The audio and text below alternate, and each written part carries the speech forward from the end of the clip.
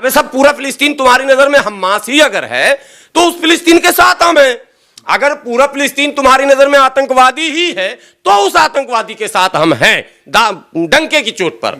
FIR हो जाएगा आपके, कैसे हो जाएगा? अगर फिलिस्तीन, ये बात रूबिका लियाकत का लीजिए ना, मेरे पास रिकॉर्ड है। मैं एबीपी न्यूज में जब वो थी तो तालिबान के ऊपर डिबेट था और वो बोली कि हाफिज गुलाम सरवर बताइए तालिबान आतंकवादी है कि नहीं। मैंने कहा भारत के प्रधानमंत्री अगर मंच से कह दे कि तालिबान आतंकवादी है तो मैं भी कहूंगा, और अगर भारत के गृह मंत्री कह दे कि तालिबान आतंकवादी है तो मैं भी कहूंगा, और अगर वो ना कहे तो मैं क्यों कहूंगा? भारत तो हमास को भी आतंकवादी नहीं मानता है। नहीं मानता ना, मैं यही तो बताना चाह रहा हूं कैसे कार्रवाई हो जाएगी। भारत के आतंकवादियों के लिस्ट में हमास नहीं है, ठीक है, और होगा भी नहीं। वजह बताता हूं, ये तो अमेरिकी चाल है कि जो मुजाहिमत करे, जो डिफेंस की बात करे, जो आत्मरक्षा की बात करे, उसे आतंकवादी बोल दो। ये उसके अमेरिका के बाप की हुकूमत है क्या? जिसको चाहेगा वो आतंकवादी घोषित कर देगा। दुनिया का सबसे बड़ा आतंकवादी अगर कोई है तो वो अमेरिका, दुनिया का सबसे बड़ा टेररिस्ट है तो वो अमेरिका। तो पीस की बात कर रही है अभी। आप पीस करके वो पीस की बात कर रहा, पहले तो पीस कर दिया, अब उसके बाद अब कह रहा पीस की बात। आज ये खबर चली है कि अमेरिका इसराइल पर गरम, कल तक तो बेशरम होके कह रहा था कि हम माने अंतिम दम तक है भारत इसराइल के साथ। हिजबुल्लाह का क्या रोल है? हिजबुल्लाह का क्या है? कितना जानते हैं आप? अरे दो ही जमात दुनिया में होती ही है, हिजबुल्लाह और हिजबुल शैतान। और साफ लफ्जों में सुन लीजिए, हिजबुल्लाह और हिजबुल शैतान, हिजबुल्लाह हुमुल गालिबून। सारी मीडिया लग जाओ, सारी दुनिया लग जाओ, जर्मन आ जाओ, जापान आ जाओ, क्या कहते हैं अमेरिका आ जाओ, ब्रिटेन आ जाओ, जिसको भी आना आ जाओ, हिजबुल्लाह का ही फतेह होना। लेकिन हिजबुल्लाह ने धमकी दिया है, हिजबुल्लाह ने कहा है कि अगर जमीनी कार्रवाई करोगे तो तुम्हारे ऊपर ऐसा कहर बढ़ पाएंगे कि आने वाली नस्ल भी याद रखेगा। देखिए, आज हो या 10 साल बाद हो, इसराइल को अपनी औकात में आना ही होगा, जमीन खाली करनी होगी, उसको वो जगह छोड़नी ही होगी। अमेरिका साथ, अमेरिका नहीं, मैं कह रहा हूं अमेरिका का बाप भी आके वहां खड़ा हो जाएगा। मैं दावे के साथ कह रहा हूं इतने बड़े आपके चैनल पर, दावे के साथ, अमेरिका नहीं, अमेरिका का बाप वहां आकर खड़ा हो जाए। मैं कह रहा हूं जर्मन, फ्रांस, ब्रिटेन, ऑस्ट्रेलिया सब आ जाओ फौज लेकर, लेकिन वो जमीन इसराइल को खाली करनी पड़ेगी। कहां जाएंगे? यहूदी वहीं रहेंगे। पहले कहां थे? बुलाकर बसाया था भाई फिलिस्तीनियों ने, कहा था रहिए, आज भी कह रहे रहिए, औकात में रहिए, अपनी जमीन में रहिए। आप ये रोज जो इंक्रोचमेंट आपका हो रहा है ये नहीं चलेगा ना, बेईमानी। आपने कुछ टेक्नोलॉजी ले लिया, आपने एक आयरन डोम ले लिया, तो आपने सोचा कि अब हम मन ऐसा लंका बना लिए जिसको कोई भेदेगा नहीं।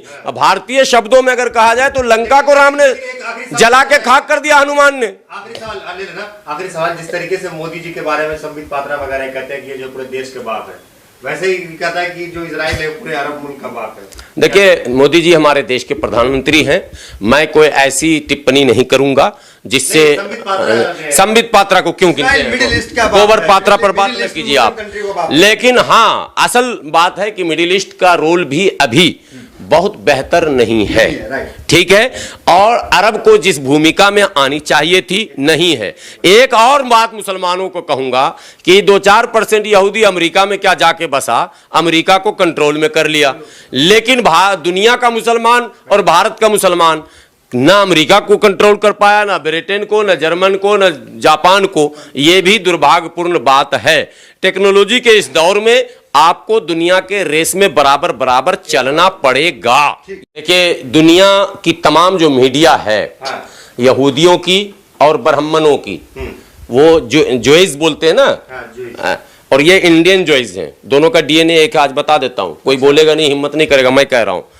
भारत के जो आर्यंस हैं वो हिस्टोरिकल जो है वो the Arctic home in the Vedas किताब है जिसमें लिखा है, वोल्गा से गंगा तक एक किताब है जिसमें लिखा है, और डिस्कवरी ऑफ इंडिया में लिखा हुआ 9-10 ऐसी किताबें हैं जिसके लेखक इतने महान हैं कि आपका बाल गंगाधर तिलक ने लिखी है किताब। और माना है कि आर्यंस 5,500 साल पहले भारत में आए थे, मतलब आर्यंस विदेशी, आर्यंस मीन्स वो चित्पावन ब्राह्मण, मतलब बनी इसराइल कौम से भी है। यस यस यस यस, ये वही तो, ये जो सोशल मीडिया पर उछल कूद कर रहा, और ये जो सारा नोएडा खाली होकर इसराइल चला गया, जब ये आदिवासी मर रहा था तो नहीं गया, और यहूदी मरने लगा तो खून खून को खींच लिया। तो ये लोग का खून का रिश्ता है। इजराइल का तो रिकॉर्ड काफी खराब है। उन्होंने इनका रिकॉर्ड कौन अच्छा है भाई? इन ब्राह्मणों का रिकॉर्ड कौन अच्छा है? इन्होंने 5000 साल तक यहाँ के मूल निवासियों को गुलाम बनाकर रखा, उनको आगे क्या कहते हैं हांडी और पीछे झाड़ू बांध कर रखा, इंसान की तरह जीने नहीं दिया, स्तन ढकने का अधिकार नहीं दिया। ये तो इस्लाम आया तो सब कुछ यहाँ सामान्य हुआ है। जिस टीपू सुल्तान को ये क्या क्या नहीं कहते हैं, उस टीपू सुल्तान ने कई हजार ब्राह्मणों का कत्ल करके स्तन ढकने का अधिकार दिया। यह बात बताने में इनको बड़ा शर्म लगता है कि हम स्तन ढकने नहीं देते थे। तो ये भी जालिम है, वो भी जालिम है, जालिम जालिम। यहूदी ब्राह्मण भाई भाई।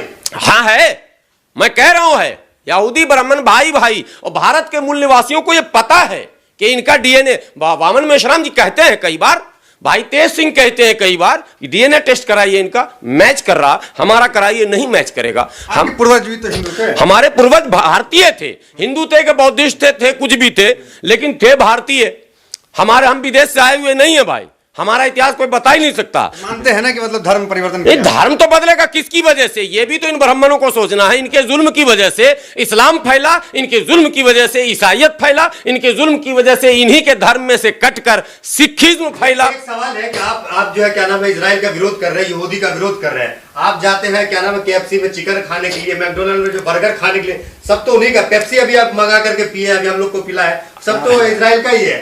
देखिए ये नजरिया हम लोग इसके हामी नहीं हैं कि किसी का प्रोडक्ट का बायकॉट कर दो, उसका कमर तोड़ दो। और ये अभियान कभी भारत में या दुनिया में सफल हुआ भी नहीं। सुनिए, मैं कह रहा हूं, नहीं, मैं आपको आपने कहा पेप्सी की बात की, कुछ चीजें ऐसी हैं जो हम लोग इस्तेमाल करते हैं, लेकिन अल्हम्दुलिल्लाह मैकडोनल्ड वगैरह से और कौन कौन है उन सब चीजों से, KFC से तो खैर कोसों दूर हम लोग, आज तक गए भी नहीं, और अल्लाह ने चाहा तो जिंदगी जब तक रहेगी तो जाएंगी भी नहीं, और लोगों को जाना भी नहीं चाहिए। लेकिन कुछ चीजें ऐसी हैं जैसे दवाई है, कुछ ठंड पेय है जैसे पेप्सी वगैरह, कोला, हम यही चीज अपने लोगों से कहते हैं।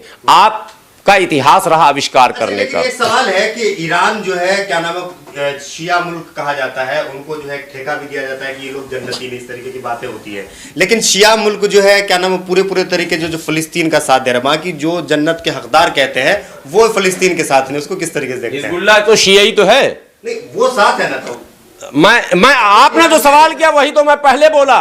उन मौलानाओं से मैं यही तो कह रहा हूं कि जो चीख चीख के सबको जन्नत भिजवा रहे थे, आज फिलिस्तीन भिजवा दीजिए, जन्नत तो वहां मिल रहा है। लेकिन ये लोग जो कमियां आई हैं, आज जो सोशल मीडिया पर आपसे सवाल पूछे जाते हैं, वो सवाल यही तो हैं, और ये सवाल आपको भी पूछना चाहिए। बहुत अच्छा सवाल आपने उठाया, और तमाम मुस्लिम नौजवानों से मैं कहता हूं, पत्रकारों से कहता हूं, बुद्धिजीवियों से कहता हूं, और जो स्कॉलर्स हैं, स्टूडेंट हैं, आप पूछिए इन मौलानाओं से जिन्होंने 100 साल तक हमको घेर के रखा, मैंने शिया सुन्नी बरेलवी देवबंदी, जन्नत हो जाएगा तो 72 फिरके होंगे तो सब जहन्नम में चला। अबे सब जहन्नम में ही जाएगा तो तुझे इन जहन्नमियों की चिंता क्यों हो रही है?